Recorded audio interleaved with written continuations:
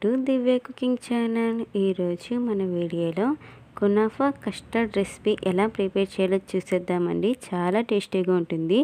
పిల్లల నుంచి పెద్దవాళ్ళ వరకు చాలా ఇష్టంగా తింటారు. మీరు కూడా ఖచ్చితంగా ట్రై చేయండి. ముందుగా కునాఫాని తీసుకొని పక్కన పెట్టుకోండి.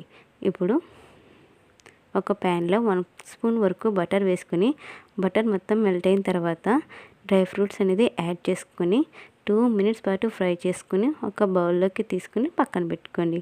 ఇప్పుడు అదే ప్యాన్లో కునాఫాని బాగా చిదుపుకొని అందులో వేసేసుకోవాలి.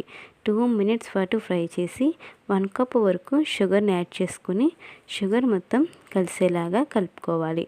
ఇలా షుగర్ మొత్తం కలుపుకున్న తర్వాత 1 కప్ వరకు మిల్క్ని కూడా యాడ్ చేసుకొని దగ్గర పడేంత వరకు అలా కలుపుతూ ఉండండి. అలా దగ్గర పడిన తర్వాత స్టవ్ ఆపేసి డ్రై ఫ్రూట్స్ కూడా యాడ్ చేసేసుకొని పక్కన పెట్టుకోండి. ఇప్పుడు వేరే కళాయిలో 2 కప్స్ వరకు మిల్క్ వేసుకోవాలి. అలా 2 కప్స్ వరకు మిల్క్ వేసుకున్న తర్వాత 1 కప్ వరకు షుగర్ వేసుకుని షుగర్ మొత్తం కరిగేంత వరకు తిప్పుతూ ఉండాలి.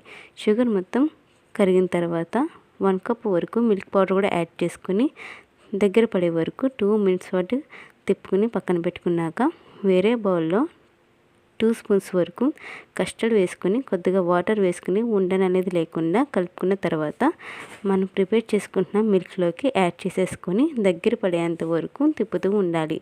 ఎంత దగ్గర పడితే మనకి రెసిపీ అనేది అంత పర్ఫెక్ట్గా వస్తుంది. చూసారా, అలా దగ్గరగా ఉండినప్పుడే మీరు స్టవ్ ఆపేసి పక్కన పెట్టి ఇప్పుడు ఏ బౌల్లో అయితే మీరు ప్రిపేర్ చేస్తున్నారో అందులో మనం ప్రిపేర్ చేసుకున్న కునాఫాని ఒక లేయర్ కింద వేసేసుకుని పైన కస్టర్డ్ మిల్క్ని కూడా వేసేసుకోవాలి. అలా మిల్క్ మొత్తం వేసిన తర్వాత మరోసారి మరో లేయర్ కింద కునాఫాని మళ్ళీ వేసుకోవాలి. ఇలా కునాఫా మొత్తం వేసుకొని పైన మళ్ళీ కస్టర్డ్ మిల్క్ వేసేసుకోవాలి. అలా మిల్క్ వేసుకున్నాక మీకు నచ్చిన డ్రై ఫ్రూట్స్తో మీరు వేసుకోవచ్చు. నేనైతే బాదం జీడిపప్పు వేసుకున్నాను. అలా వేసుకున్న తర్వాత 10 నిమిషాల పాటు ఫ్రిడ్జ్లో పెట్టుకోండి. అలా 10 నిమిషాల తర్వాత మీకు నచ్చిన షేప్లో కునాఫాని కట్ చేసుకోవాలి. ఇలా కట్ చేసుకోండి. అంతేనండి, కునాఫా కస్టర్డ్ రెసిపీ రెడీ. మీకు కనుక ఈ వీడియో నచ్చితే లైక్ చేయండి. మన ఛానల్ని సబ్స్క్రైబ్ చేసుకోండి.